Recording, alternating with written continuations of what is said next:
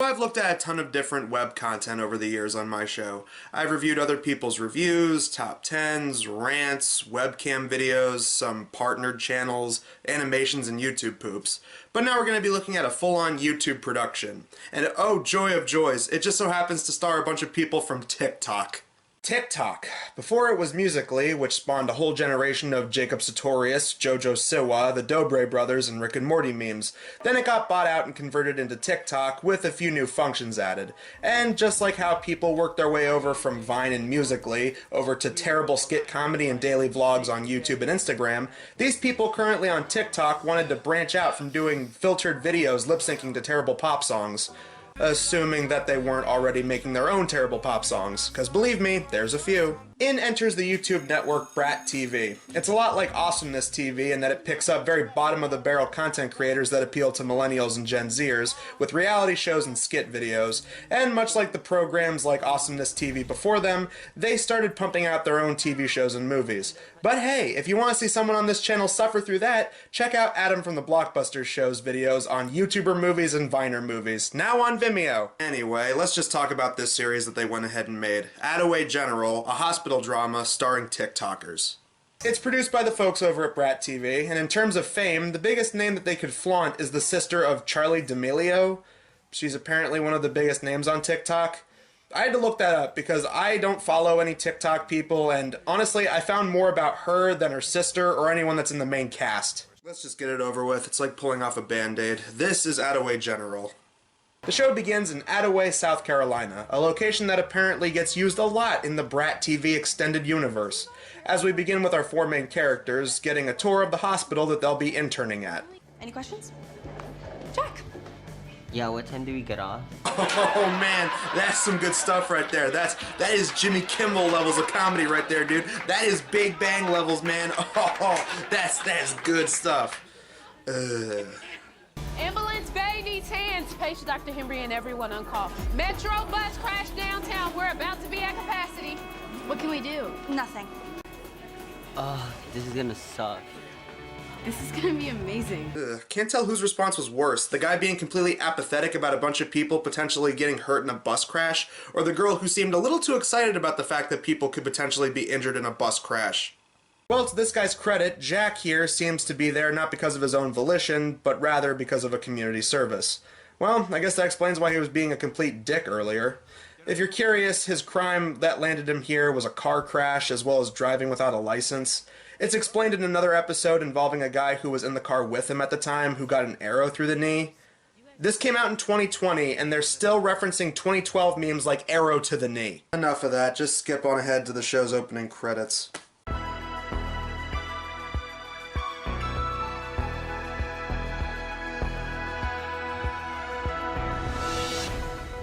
Hey look, it's that font that JonTron used to use for his old reviews. And now it's the logo of this show. As first years, you're responsible for Franklin. Who's Franklin? This is Franklin.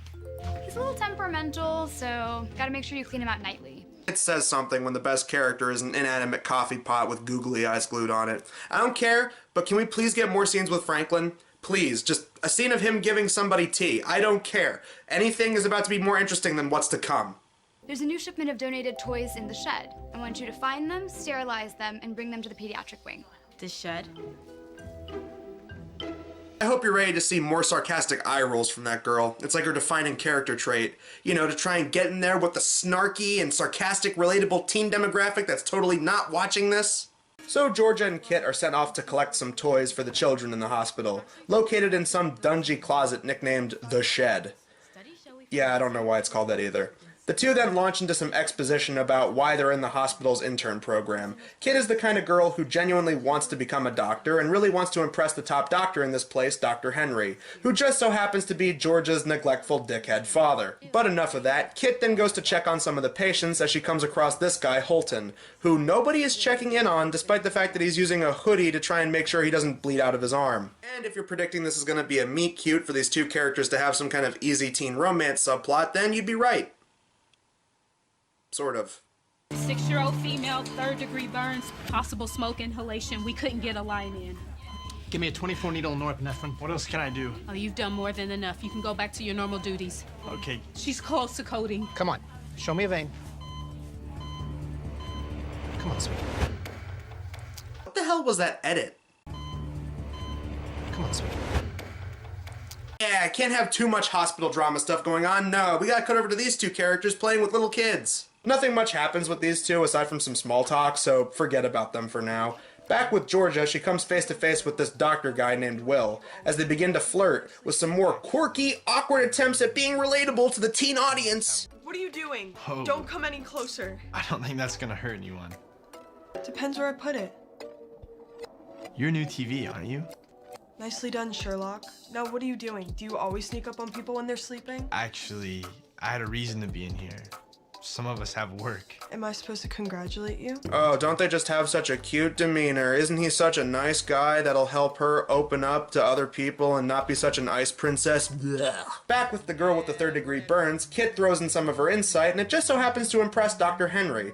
And you know it's bad when the show itself points out that they use the word amazing one too many times. Good job. Kit, Kid, I'm Dr. Henry. I know, you're amazing. I read your book, it was amazing, and that was... Yeah, amazing. And the episode ends with everyone having a pretty good first day, and our four main characters even get their own honorary doctor lab coats. It has my name on it. Yeah, Jack, it does. If that felt short to you, it's probably because every episode of this show is about 9 minutes long. Now, I would stop there, but since I want to be a fair critic, I did watch a few more episodes. Here's what I was able to gather from the later episodes that I saw from this show.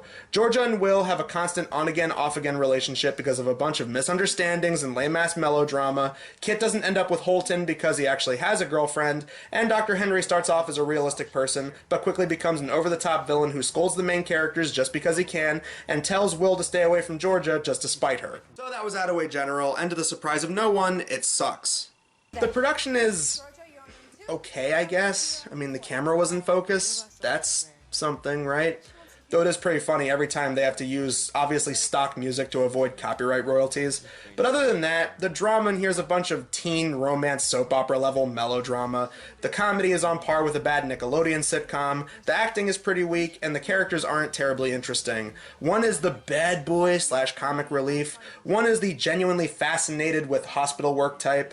One's the angsty teen girl. And then there's Rosie, who barely is given anything to do aside from bounce off of Jack most of the time. And as for the acting, everyone fluctuates between underacting or overacting. Again, like a bad sitcom. Gabby Morrison does an okay job as Kit, but Jack and Georgia are just awful, with the constant eye-rolling and making cheap, snide remarks to fit that snarky, sarcastic, relatable teen demographic. Seriously, the only reason to watch this show is to have context for when people like Critical and Pyrocynical do videos on it. Not only are there better hospital drama shows out there are better hospital drama parodies out there.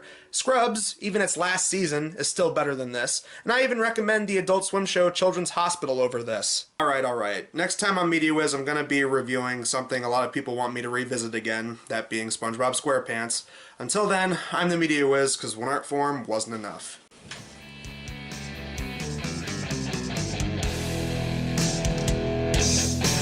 I awoke in a room that was occupied by those about to die. For my sleep was disturbed by the sound of moments cry for help. What's this place? What the hell am I doing here? What happened to me? My epic SpongeBob shirt.